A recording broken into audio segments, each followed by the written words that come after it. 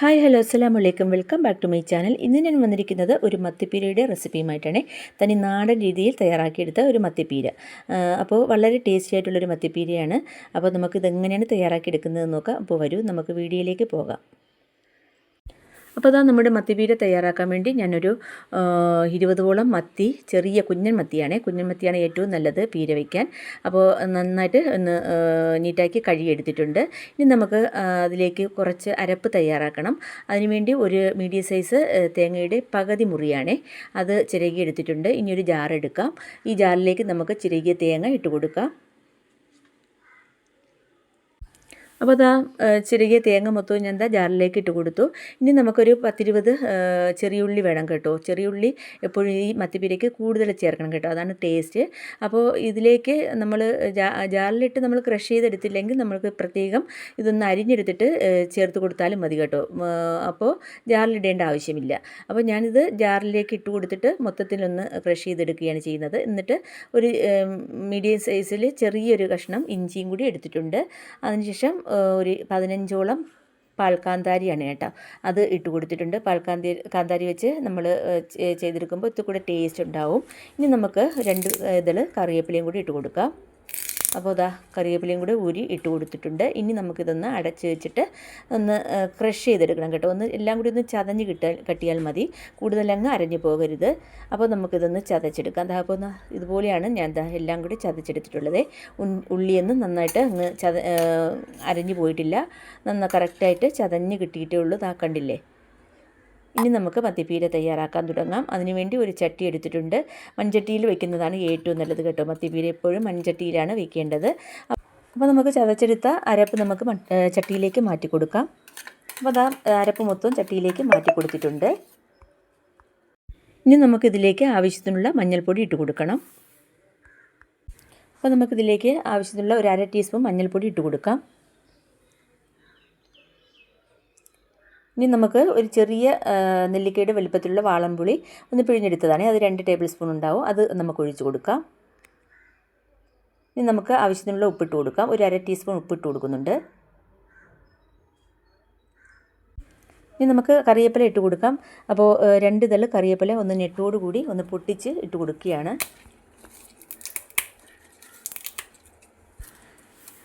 അപ്പോൾ കറിവേപ്പില ഇട്ട് കൊടുത്തു. ഇനി നല്ല മണത്തിനും നല്ല രുചിക്കും വേണ്ടി നമുക്ക് കുറച്ച് വറുത്ത് പൊടിച്ച ഉലുവയും കൂടി ഇട്ട് കൊടുക്കാം. അതൊരു 1/2 ടീസ്പൂൺ ഇട്ട് കൊടുത്തിട്ടുണ്ട് കേട്ടോ. പിന്നെ ജാറ് കഴുകിയ ഒരു 1/2 ഗ്ലാസ് വെള്ളവും കൂടി ഇതിലേക്ക് ഒഴിച്ച് കൊടുക്കാം. ഈ വെള്ളം മാത്രമേ ഇതിൽ ഒഴിച്ച് കൊടുക്കുന്നുള്ളൂ കേട്ടോ. അഡീഷണലായിട്ടൊന്നും വെള്ളം ചേർക്കേണ്ട ആവശ്യമില്ല. ഇത് വെന്ത് കിട്ടണം, അതിനുള്ള വെള്ളം മാത്രം മതി. ഇനി നമുക്കെല്ലാം കൂടി നന്നായിട്ടൊന്ന് യോജിപ്പിച്ച് കൊടുക്കാം. ആ മഞ്ഞളൊക്കെ എല്ലാ ഭാഗത്തും ഒന്ന് എത്തിപ്പെടട്ടെ. അപ്പോൾ ഇതാ നന്നായിട്ട് യോജിപ്പിച്ച് കൊടുത്തിട്ടുണ്ട്. മഞ്ഞളൊക്കെ എല്ലാ ഭാഗത്തും ആയിട്ടുണ്ട് കേട്ടോ.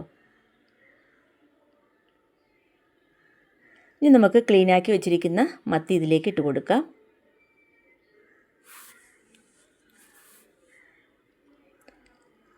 അപ്പോൾ കുഞ്ഞൻ മത്തിയാണ് ഞാൻ എടുത്തിട്ടുള്ളത്. കുഞ്ഞൻ മത്തിയാണ് എപ്പോഴും നല്ലത് കേട്ടോ മത്തിപ്പീര വയ്ക്കാൻ. ഈ സൈസിലുള്ള മത്തി ആണ് പീര വയ്ക്കാൻ ഏറ്റവും നല്ലത്. അപ്പോൾ ഇനി നമുക്കെല്ലാം കൂടി നന്നായിട്ടൊന്ന് യോജിപ്പിച്ചെടുക്കാം. അപ്പോൾ നന്നായിട്ടൊന്ന് ഇളക്കി കൊടുത്തിട്ടുണ്ട്.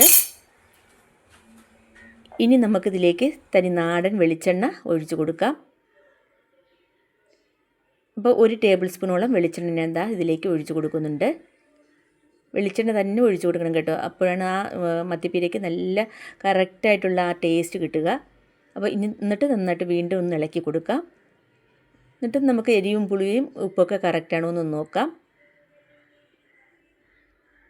അപ്പോൾ എല്ലാം കറക്റ്റാണ് കേട്ടോ. ഇനി നമുക്ക് എല്ലാം കൂടി നന്നായിട്ട് സൈഡൊക്കെ ഒന്ന് ഒതുക്കി കൊടുത്തിട്ട് ഇതുപോലെ ഒന്ന് അമർത്തി വെച്ച് കൊടുക്കുക. ഇനി നമുക്കിത് അടുപ്പിലേക്ക് വെച്ച് കൊടുക്കാം. ഒന്ന് തിളയ്ക്കുന്നത് വരെ ഒന്ന് ഹൈ ഫ്ലെയിമിൽ വെച്ച് കൊടുക്കുക. അപ്പോൾ ഞാൻ അടുപ്പിലേക്ക് വെച്ച് കൊടുത്തു. ഇനി നമുക്കിതൊന്ന് അടച്ച് വെച്ചിട്ട് ഒന്ന് തിളപ്പിച്ചെടുക്കാം ഒരു 2 മിനിറ്റ് നേരം. ഹൈ ഫ്ലെയിമിലിട്ട് ആദ്യം ഒന്ന് തിളച്ചതിന് ശേഷം പിന്നെ നമുക്ക് മീഡിയം ടു ലോ ഫ്ലെയിമിലേക്ക് ആക്കി കൊടുക്കാം. അപ്പോൾ ഒന്ന് അടച്ച് വെച്ച് കൊടുക്കാം. അപ്പോൾ ഇതാ ഒരു 2 മിനിറ്റൊക്കെ കഴിഞ്ഞിട്ടുണ്ട്. നമുക്ക് അടപ്പൊന്ന് തുറക്കാം. അപ്പോൾ അരപ്പൊക്കെ നന്നായിട്ടൊന്ന് തിളച്ച് വന്നിട്ടുണ്ട് കേട്ടോ. ഇനി അടച്ച് വെച്ചിട്ട് നമുക്ക് ലോ ടു മീഡിയം ഫ്ലെയിമിലേക്ക് ആക്കി കൊടുക്കാം.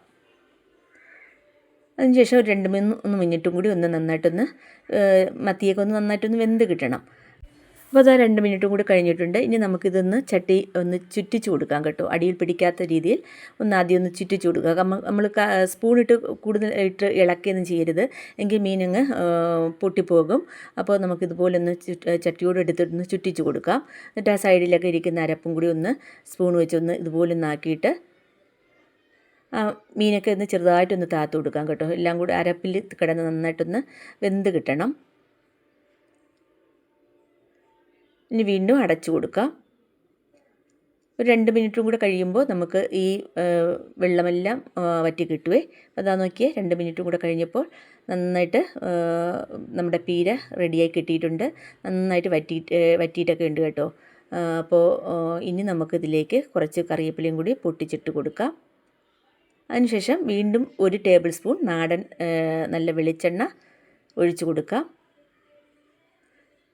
ലാസ്റ്റ് ഈ വെളിച്ചെണ്ണയും കൂടി ഒഴിച്ച് കൊടുക്കുമ്പോഴാണ് ഈ മത്തിപ്പീരയ്ക്ക് നല്ല ടേസ്റ്റ് കേട്ടോ. നല്ല മണമൊക്കെ ഇപ്പോൾ എടുക്കുന്നുണ്ട്. അപ്പോൾ ഈ വെളിച്ചെണ്ണയും കൂടി ഒഴിച്ച് കൊടുക്കുമ്പോൾ ഇത്തിരി കൂടി നല്ല മണമാണ്. നമ്മുടെ പീരയ്ക്ക് നല്ല ടേസ്റ്റിയാണ്. അപ്പോൾ ഇനി നമുക്ക് ഫ്ലെയിം ഓഫാക്കാം. എന്നിട്ട് അടച്ച് വെച്ചിട്ട് 2 മിനിറ്റ് നേരം നമുക്കൊന്ന് സെറ്റാവാൻ വയ്ക്കാം. അപ്പോൾ അതാ 2 മിനിറ്റ് കഴിഞ്ഞിട്ടുണ്ട്. അപ്പോൾ നോക്കിയേ, നമ്മുടെ അടിപൊളിയായിട്ടുള്ള തനി നാടൻ മത്തിപ്പീര ഇവിടെ റെഡി ആയിട്ടുണ്ട്. ചോറ് കഴിക്കാൻ ഇത് മാത്രം മതി കേട്ടോ. അത്രയ്ക്ക് ടേസ്റ്റാണ് ഈ മത്തിപ്പീര. അപ്പോൾ എല്ലാവരും ഇതുപോലെ ഒന്ന് ട്രൈ ചെയ്യുക. ഒരിക്കൽ ഇതുപോലെ ഒന്ന് വെച്ച് നോക്കിയാൽ പിന്നെ ഇതുപോലെ വെക്കുകയുള്ളൂ കേട്ടോ. അത്രയ്ക്ക് ടേസ്റ്റാണ് ഇതുപോലെ മത്തിപ്പീര തയ്യാറാക്കിയാൽ. അപ്പോൾ ഇന്നത്തെ വീഡിയോ നിങ്ങൾക്ക് എല്ലാവർക്കും ഇഷ്ടമായെന്ന് വിചാരിക്കുന്നു. വീഡിയോ ഇഷ്ടമായാൽ ഒന്ന് ലൈക്ക് ചെയ്യാനും ഷെയർ ചെയ്യാനും കമൻറ്റ് ചെയ്യാനും പിന്നെ ഹൈപ്പ് ചെയ്യാനും ഒന്നും മറന്നു പോകരുതേ. പിന്നെ എൻ്റെ വീഡിയോ ആദ്യമായിട്ട് കാണുന്ന കൂട്ടുകാരുണ്ടെങ്കിൽ പ്ലീസ് ഒന്ന് സബ്സ്ക്രൈബ് ചെയ്തൊന്ന് സപ്പോർട്ടും കൂടി ചെയ്യണേ. തൊട്ടടുത്ത ബെൽ ബട്ടനും കൂടി ഒന്ന് പ്രസ് ചെയ്ത് ഓൾ എന്ന ഓപ്ഷനും കൂടി എനേബിൾ ചെയ്താൽ ഞാൻ ചെയ്യുന്ന എല്ലാ വീഡിയോസിൻ്റെയും നോട്ടിഫിക്കേഷൻ കറക്റ്റായിട്ട് നിങ്ങൾക്കെത്തും. അപ്പോൾ പ്ലീസ് സബ്സ്ക്രൈബ് ചെയ്തൊന്ന് സപ്പോർട്ട് ചെയ്യുക. അപ്പോൾ ഇന്നത്തെ വീഡിയോ ഇത്രയേ ഉള്ളൂ. അടുത്ത നല്ലൊരു വീഡിയോയുമായിട്ട് വീണ്ടും കാണാം. അതുവരേക്കും എല്ലാവർക്കും താങ്ക് യു.